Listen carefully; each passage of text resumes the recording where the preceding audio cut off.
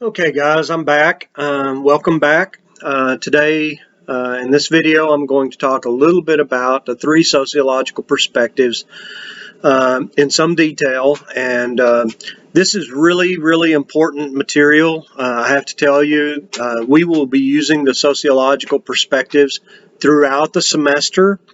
We will be talking about functionalism or conflict theory or interactionist perspective all semester long. So it's really, really important that we get a good understanding of these three sociological perspectives because it's just a recurring theme. We'll use these to analyze all kinds of social situations throughout the next 5 weeks. So let's start with the structural functionalist approach. As I said to you, this is a macro level approach, and let's think about the name of it, structural functionalism. So it sounds like the structure of society would be important, and that there's a focus on functions, right? So if we think about it that way, from that perspective, the structural functionalist approach is going to focus on the fact that we've got all these different parts of society or the structure of society, and all of those different parts are supposed to perform certain functions. Families perform certain functions not only for society but for the individuals in those families. And the economy performs certain functions. It helps us to build products which can be sold for profit, and the jobs that provides allows people to feed their families and take care of their financial responsibilities and needs. And so you've got these different components in society. You've got the economy, you've got families, you've got the education institution, you've got healthcare, you've got daycare. These are all institutions, and institutions are just patterned ways of getting things done. In other words, think about how we provide healthcare to our citizens. It's not a perfect system, as we know. It's a rather imperfect system, but providing health care for 330 million Americans is a big task. And so we've developed a healthcare system over the last couple of centuries that allows us, to some degree, to take care of the medical issues, the health issues of our citizens in a systematic way. These different ways of getting society's needs met are very, very important. So societies have a need to reproduce themselves through reproduction. So families give us a way to do that. So a family comes together, a husband and a wife in more traditional times would be attracted to each other in some way.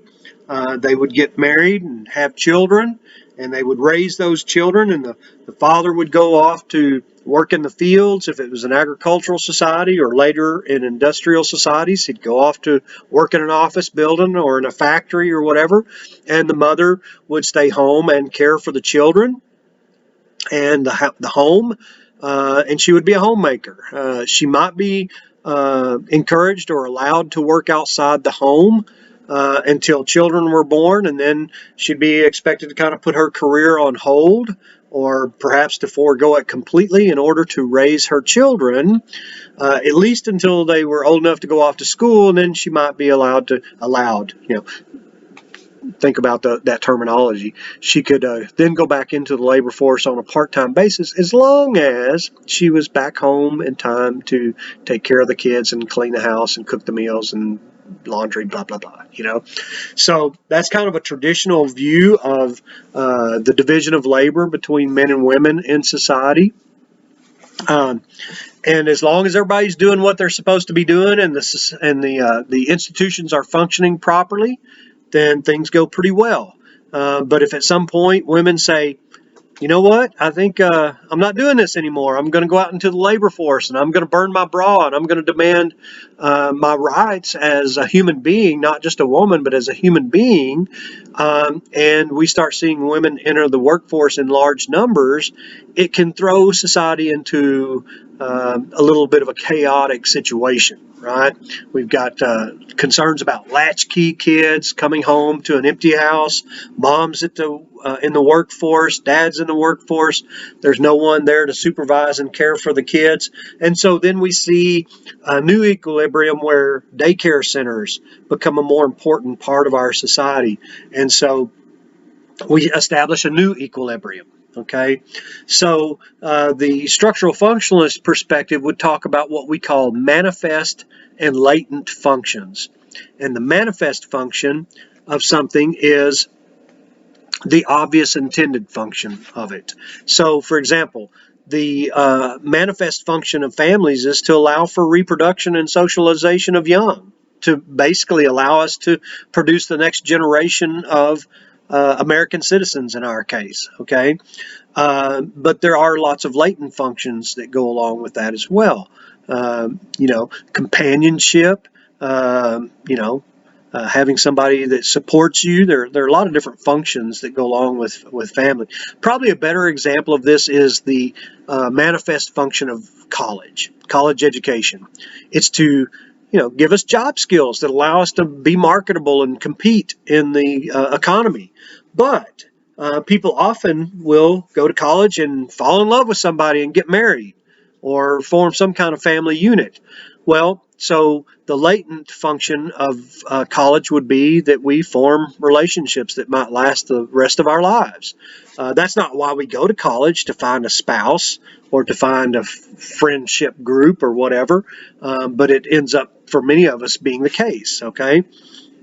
So the manifest function of college is to get an education, but the latent function is all of the ties that we develop to our fraternity or sorority members, the friendships that we develop if we don't go the Greek route, if we just develop friendships. I've got college friends that I still am Facebook friends with and communicate with today.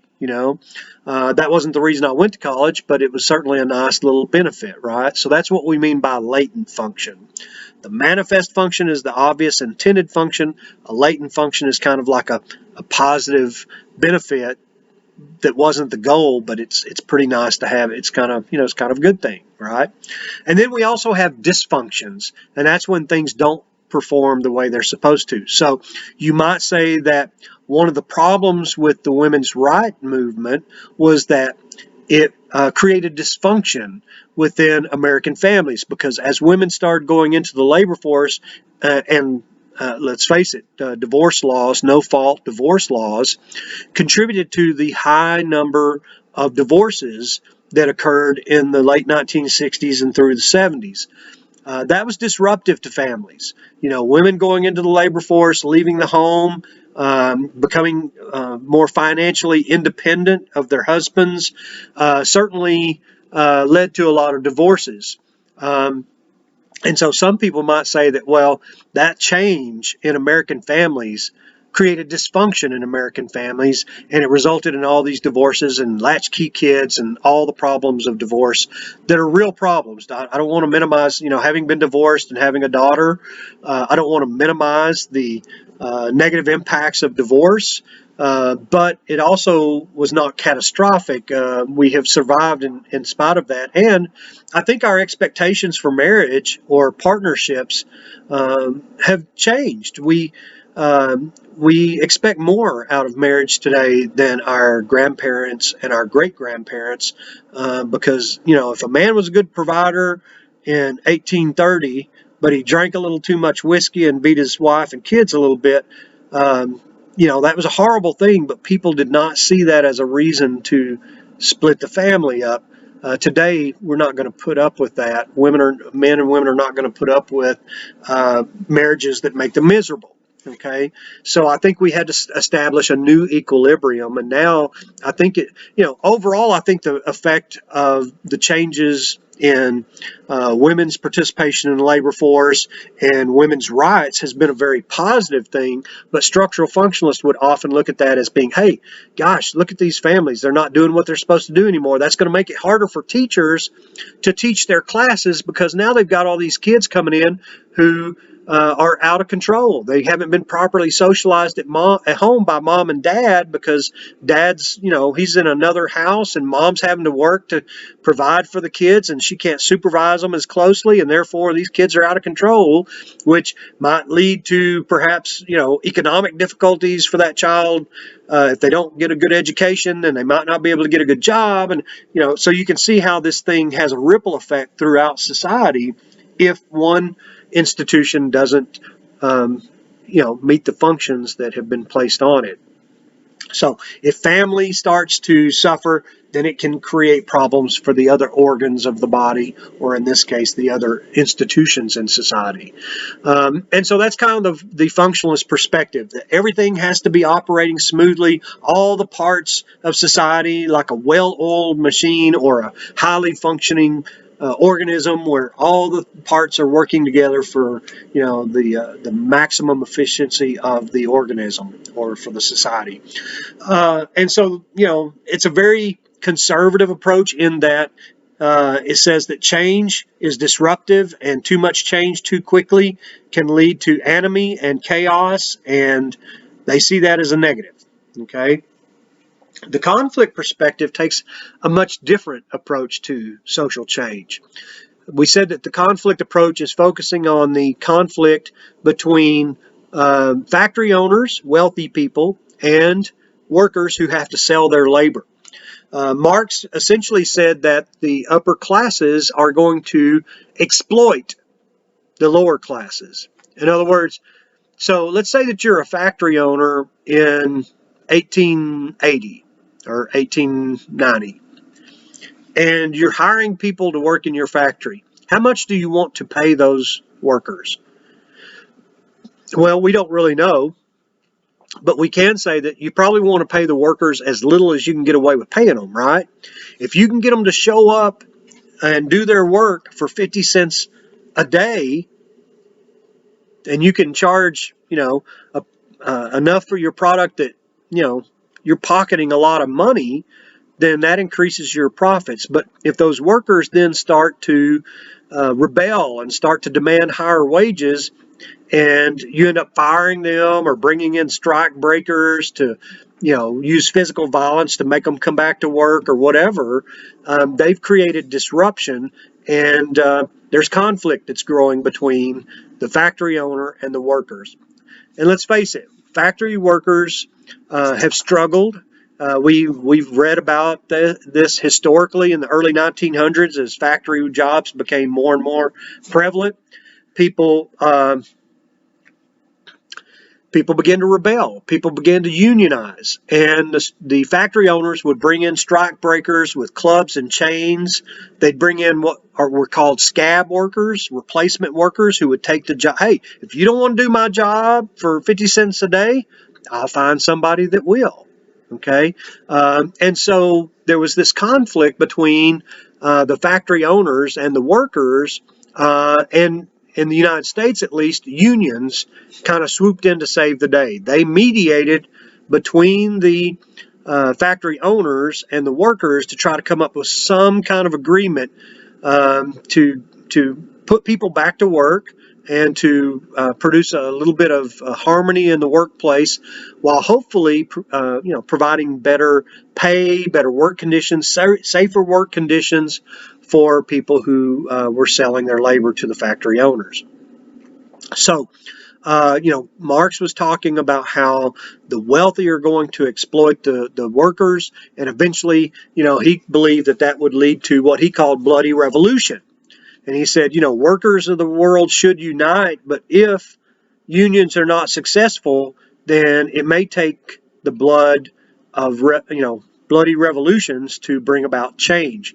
So while structural functionalism was opposed to change, conflict theory is based on the idea that the only way we're ever going to achieve any real justice in the world is for change to occur and take power away from wealthy factory owners and share it more equitably with the workers. Okay, and that worked pretty well for about 30, 40, 50 years. But then we saw in the 1960s and 1970s that unions were becoming less powerful and were experiencing a lot of problems. And since then, it's only gotten worse. Today, unions are becoming less prevalent, less powerful.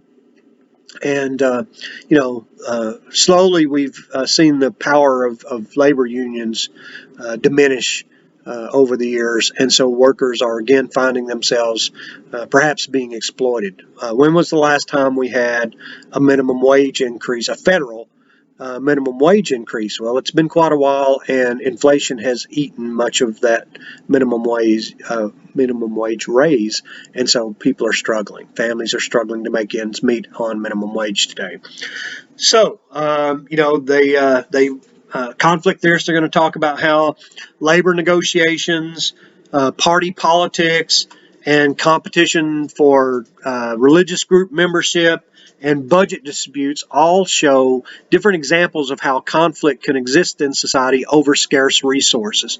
And so for Marx and other conflict theorists, it's all about the conflict over scarce resources. There's not enough to go around for everybody to be wealthy or to have tremendous power. And so therefore it's kind of a zero-sum game. Some people win and other people lose. And in order for somebody to win, other people do have to lose.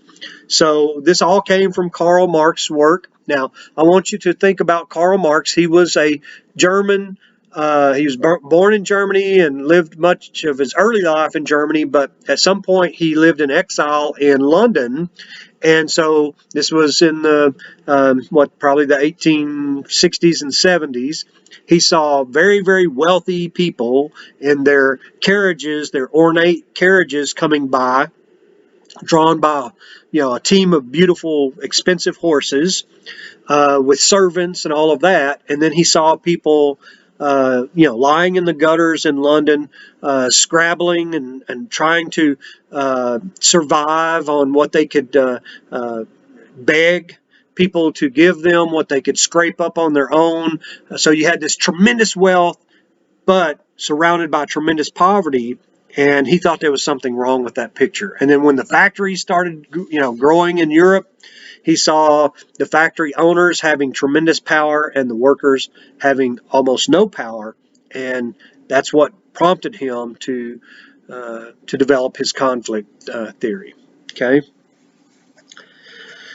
So they certainly are a more radical group than the functionalists because they advocate change. They also emphasize that we should be redistributing resources. There's plenty of food and plenty of money in the world to go around, but it is distributed in such a way that some have way more than they could ever consume, while others have almost not enough to survive, and in some cases not enough to survive. And just a modest redistribution of that would improve the lives of the poor while not diminishing significantly the lives of the wealthy, according to Karl Marx. So it does definitely focus on change and redistribution of resources. So there's another perspective that grew out of Marx's ideas, and that's the feminist perspective. So it's basically going to say that, women have, in most societies, have had to subordinate their lives to the lives of their husbands. Men have had more power. It started, back in caveman times when men ruled because they had physical power. And then when we became agricultural societies, men were stronger and still managed to, that by then they had put some institutions into place, the law, governments, all of that, the business world, all of that revolved around the lives of men. So women weren't really given a place at the table to talk about their views on how society ought to function. So men had all the power. More recently, we've seen things like no-fault divorce laws, the women's movement, the suffrage movement that we saw resulting in the right for women to vote in 1920 was certainly a part of the women's movement. The temperance movement before that, in the late 1800s, where women were saying, hey, we shouldn't be selling all this alcohol to husbands who get, they stop in at their local pub, or they find a jug in the that they bought from a guy down the road, and they're hiding it out in the barn. And then as the day gets close to being over, they go in there and they drink out of the jug and come into the house, and they may be an angry alcoholic, and they beat their wives and kids. And at that time, not only was it okay for a man to discipline his children and even discipline his wife, but he was expected to keep them in line. And so you may have heard that the old cliche rule of thumb, we've all heard that saying, as a general rule of thumb. Well, do you know where that comes from? If not, it comes from a colonial rule or law where it was okay for a man to beat his wife with a stick as long as it was no bigger than his thumb. Now, that's a law we can all get behind bringing back, right? No, of course not. That's awful. Awful, awful. So women have been struggling to have their voices heard for centuries. And in the last 100 years, 120 years, we've started seeing them have some success. Okay, so women were granted the right to vote in 1920. Today, we see the women's right movement is still very active, advocating for equitable pay, for equal work. Why should a woman be paid less than a man if they're doing the same type of labor or the same job? And so the feminist movement certainly owes its strength to Karl Marx's conflict theories. They're very akin there. I think you can see the parallels. Okay, the feminist approach is a macro level theory, just as the conflict approach is a macro level theory, and it's going to focus on inequality in society. But in this case, they're talking about inequality based on biological sex. Okay, and there's this term that has developed in the feminist literature about the intersectionalities or the interlocking matrix of domination, where they say, well, okay, so if you're a woman, you're likely to have less education than a man, you're likely to get less pay, you're likely to get less fame if you're good at your job than a man who is equally good. So women are at a disadvantage. However, there are other variables that influence advantage and disadvantage as well. So if you're not a Christian and you live in the United States, you're female and you're not Christian, that's two things now that result in fewer opportunities. If you're handicapped and you're a female and you're not Christian, that's another level of inequality that is heaped upon you. And so these intersectionalities, or this matrix of domination, says that there's a whole bunch of variables that if you consider those variables, elderly women are not as valued in our society as younger women. People of color, unfortunately, are still not as valued in our society as the dominant group.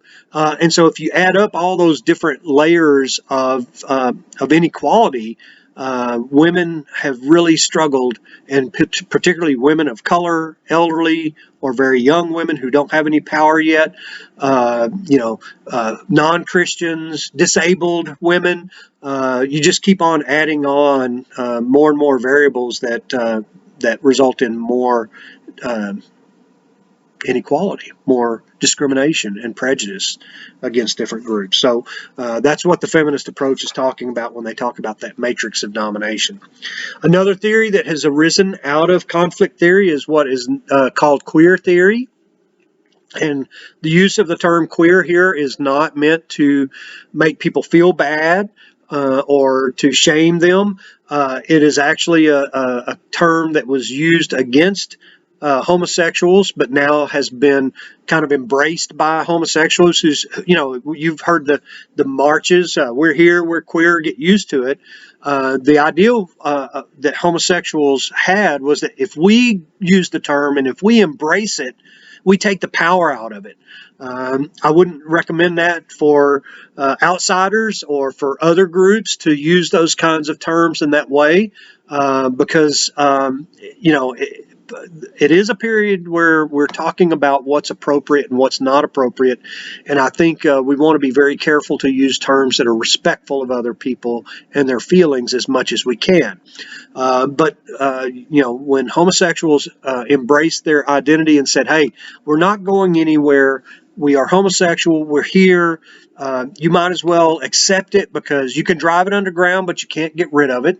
And so how about we all just respect and tolerate each other, and you don't have to embrace us, but at least treat us fairly.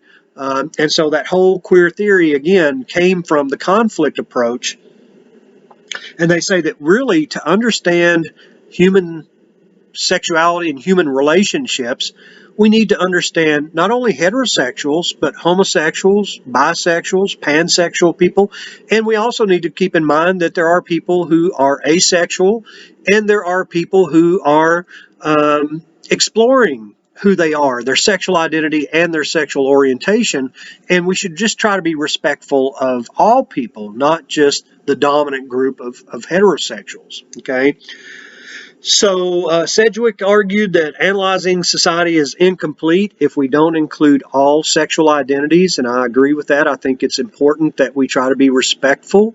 I belong to a couple of groups that promote, understanding and tolerance and safety for people who have different sexual identities. I happen to be heterosexual, but being a sociologist, I understand that, sexuality, first of all, is a very small part of who we are as human beings. It's an important part, but it's a small part because we don't spend 20 hours out of 24 engaging in sexual activities or even fantasizing, although, a lot of us guys probably think about sex, particularly young, more than we should, but that's still a small fragment of our daily activities and our even our thought processes. So people shouldn't be painted, oh, you're a homosexual, this is how you are.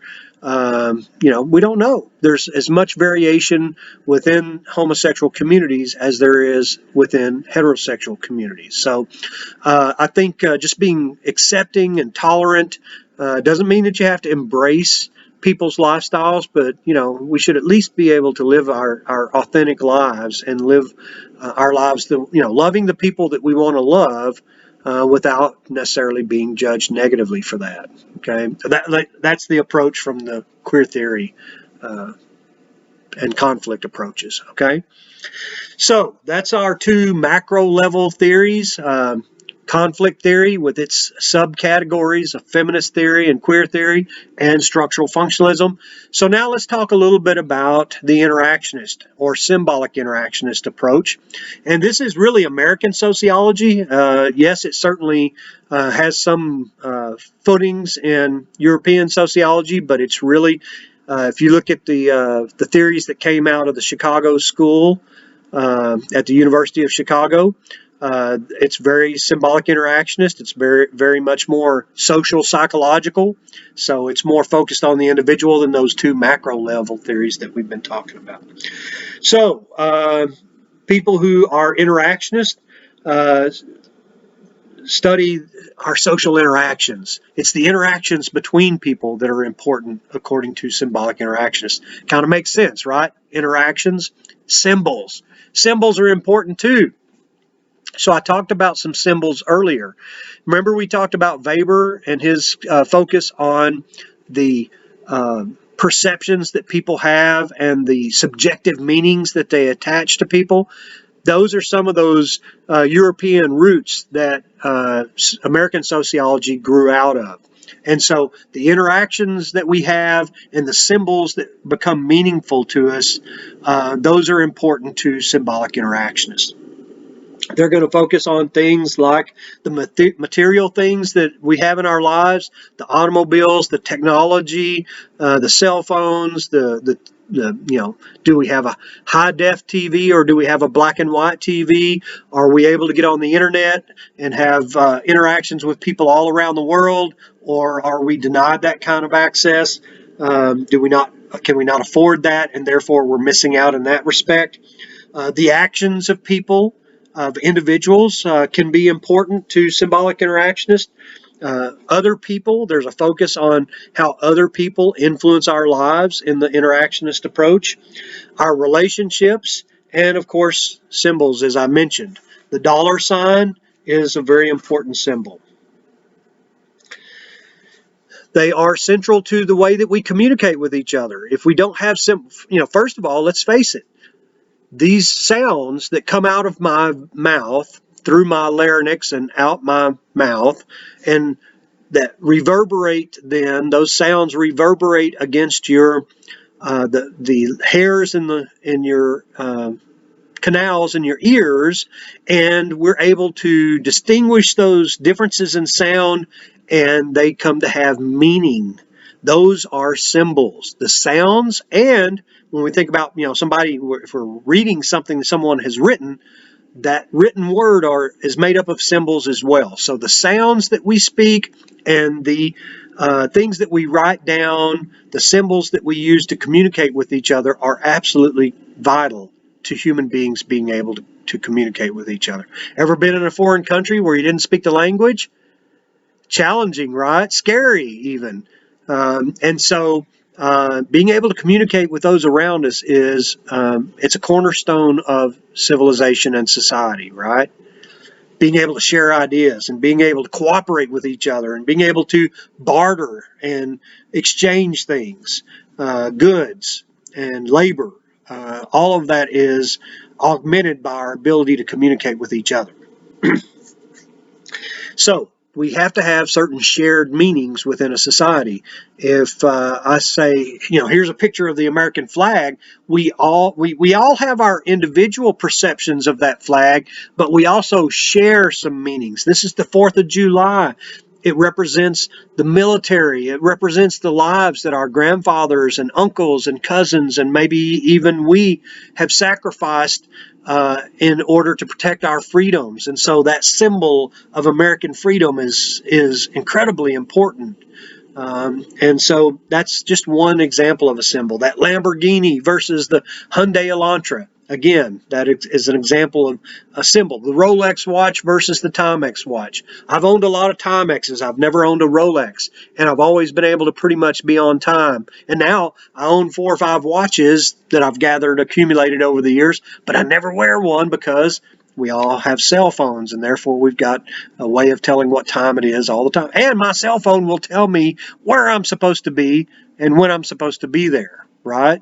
And if I can't be there, I can send a communication to somebody and say, hey, I can't be there because my car broke down or whatever, So a lot of communication takes place verbally or through written word, but there's also communication that takes place through nonverbal communication. The facial expressions. I'm a very expressive person, particularly when I'm lecturing. You'll see lots of, eyebrows going up and, smiles and frowns and furrowed eyebrows, and you'll see crossed arms, and you'll see, lots of hand movement. I can't lecture without, so sometimes you'll see something like, what the heck is that over there on the side of the screen? I'm just getting expressive, and I'm using my hands to lecture the way I would lecture in class. And because you can't see all of me, you don't see that. Maybe if I put the computer a little further away, maybe those nonverbal communication gestures start to make a little more sense to you. But anyway, so linguists will tell you that there's a lot more communicated through our facial expressions and nonverbal communications than even through the words that we speak. Okay, so if you ever watch programs, there's one on. I've been streaming one recently. I can't remember the name of it right offhand. Lie to Me. Okay, if you ever watch that show, Lie to Me, the people in there that are trying to figure out who's telling the truth and who's not being truthful. Look for all kinds of nonverbal cues in facial expressions, in looks of surprise. All of that stuff helps them to understand who's being truthful and who's not being truthful. Okay, so we give away a lot in our facial expressions and the way we react to various comments and behaviors. So nonverbal communication is worthy of our exploration and study, as well as the things that people actually say and write. Okay, so let's talk about some of the big names in symbolic interactionism. For structural functionalism, Parsons and Durkheim and Spencer, three big names in structural functionalism. In conflict theory, it's mostly Karl Marx, but there are some other names that are, not nearly as important as Marx. Marx is the big one. But with symbolic interactionism, there's a whole lot of credit to go around. There are a lot of different people who have contributed. I mentioned Charles Horton Cooley with Cooley's Looking Glass Self. George Herbert Mead.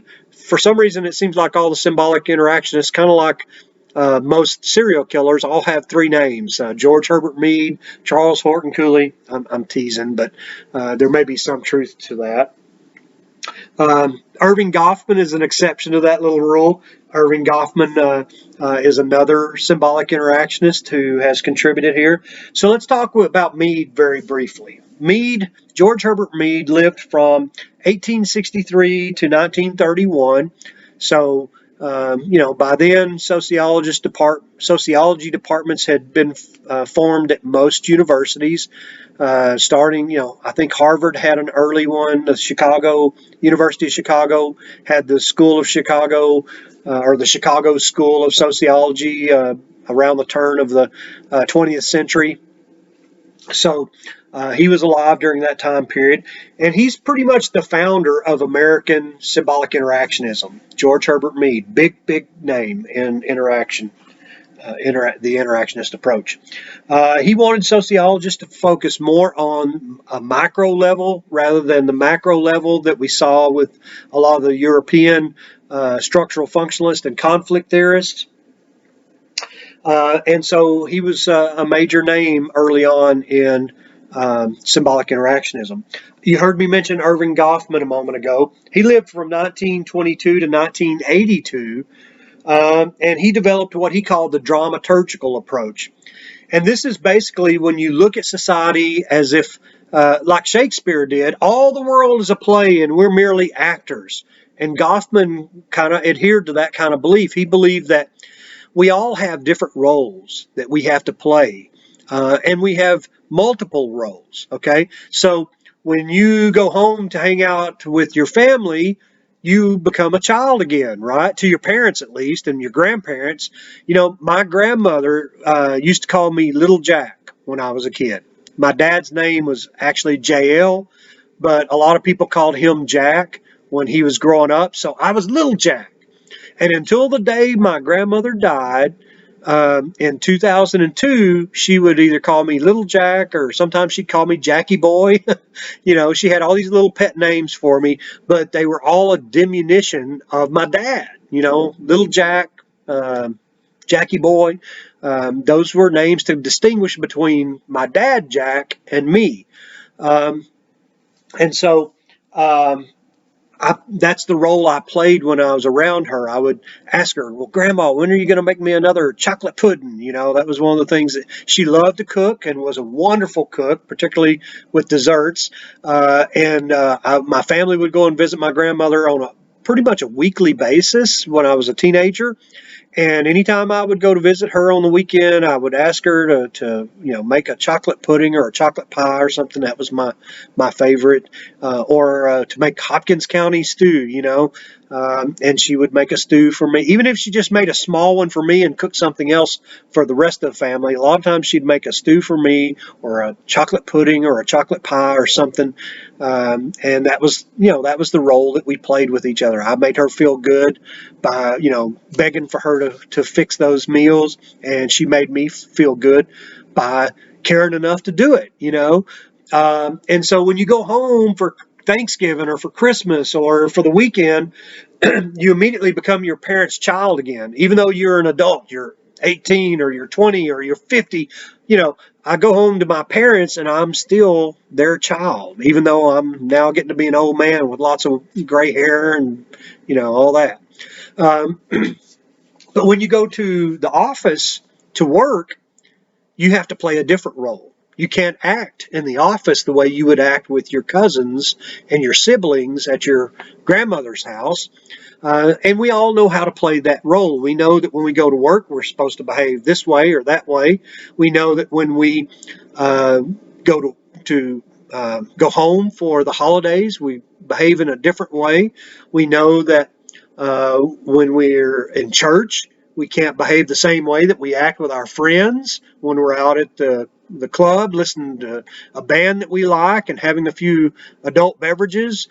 So there are all these different roles that we play, and we are merely actors, and we are judged on how well we play all of those roles, right? If you're a good employee, if you're a good student, if you're a good child to your parents, if you're a good parent to your own children, if you're a good friend and you're honest and you're supportive of your friends, we are judged on how well we perform all the roles that we are expected to play in this society that we live in.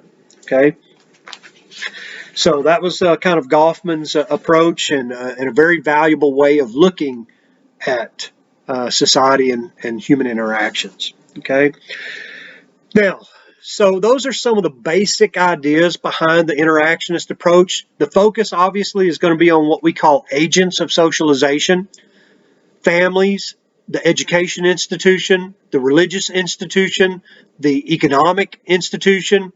All of those different things help to socialize us to become functioning human beings.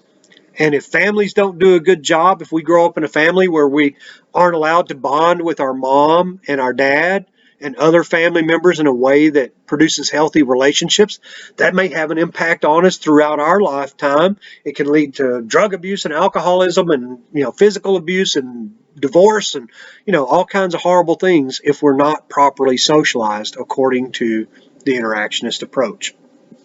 So you can see that it's very, very different from the macro sociological approaches that we've been talking about. Okay. Now, the sociological approach doesn't refer to any of these, but then it refers to all of them. Okay.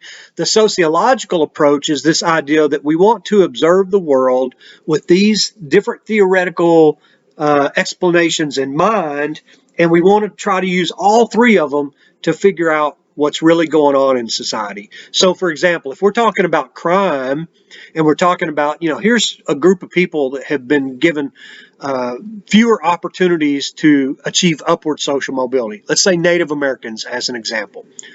I think it's pretty obvious, and most of us would agree, that Native Americans being wiped out through genocide and then put on reservations, that the life on reservations is probably not great.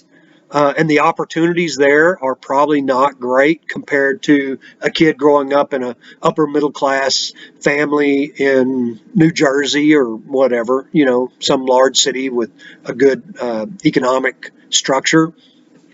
And so we could say that, the best way to understand why Native Americans on the reservation have high rates of alcoholism, substance abuse, crime, unemployment, divorce, children growing up without fathers in the home, has to do with the fact that economic opportunities, at least in part, economic opportunities have been denied those who live on the reservation. Okay, I think most of us would probably agree with that statement. If indeed that's the case, then conflict theory probably has a lot to offer our understanding of life on the reservation, and perhaps functionalism doesn't quite help us understand it quite as well. Okay, but we can get the best understanding by analyzing it from all three and then pulling together something that makes sense from those three perspectives about this particular situation. When we talk about families and families being able to socialize their young and the problems that are faced by families that experience a divorce, the functionalist approach might do a great job of analyzing, hey, mom's not there. She's in the labor force. Dad's divorced. He's living in another place. There's no, the family is not intact anymore. I don't like broken families. That's a horrible term, and I don't think families are broken. But we have non-intact families where mom and dad are not both there, and therefore the socialization of our children might be at risk as a result of that. So they might be getting into trouble at school. They might be skipping school and getting in trouble with the law. And we might be able to explain that from the functionalist approach better than we can perhaps one of the other approaches. Okay, so that's what we mean by the sociological approach. Let's look at the issue from all three perspectives, figure out if one has something to offer or if any of them have anything to offer, and go from there. Most sociologists do tend to prefer one approach over the others. I tend to be a symbolic interactionist at heart, but I really like conflict theory in terms of the way it explains inequality. But I also understand the value of structural functionalism and the focus on, hey, everything's supposed to meet its function, and if it doesn't, then it throws the system into disequilibrium. I think that's valuable, but at heart, I would say that I'm probably an interactionist, a symbolic interactionist. And that's probably partly because that's American sociology, but also my bachelor's degree is in psychology, so I already had, that perspective in my head when I became a sociologist. I already knew a lot about psychological theories and the development of normal relationships and abnormal psychology, and how not forming proper bonds with parents can lead to difficulties later on.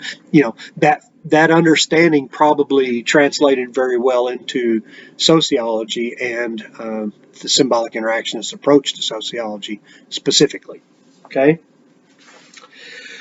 All right, so I think that's a pretty good place for me to stop. I see that I'm now 46 minutes into the second video, so I think I've about run out of gas. There are some other ideas that you want to be aware of in the chapter. Obviously, your chapter talks about